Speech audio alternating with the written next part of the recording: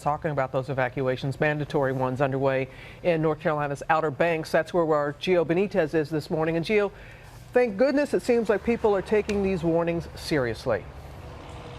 Yeah, Robin, good morning. They really are. You know, there are 245,000 people in this evacuation zone, and I want to show you why officials want these people to get out right now. Let's take our drone camera up in the air right now, and you can see this is only one of two bridges getting in and out of the Outer Banks. So if you get stuck on one of these bridges during this storm and you get that dangerous storm surge, that's a very bad situation. I want to show you some video now from other parts of North Carolina because we're already seeing huge lines of cars evacuating in this state, traffic going back miles. And over in South Carolina, we've seen a caravan of ambulances working to transport hospital patients to safety.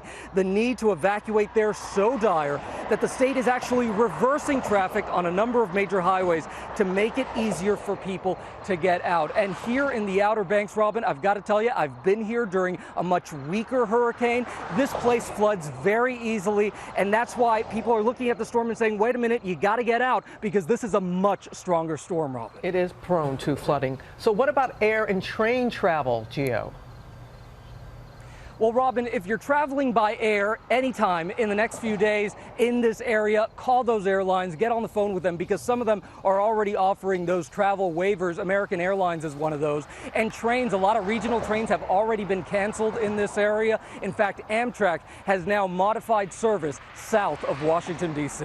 Robin? All to keep in mind, Gio. Thanks very much. Hi, everyone. George Stephanopoulos here. Thanks for checking out the ABC News YouTube channel. If you'd like to get more videos, show highlights, and watch live event coverage, click on the right over here to subscribe to our channel. And don't forget to download the ABC News app for breaking news alerts. Thanks for watching.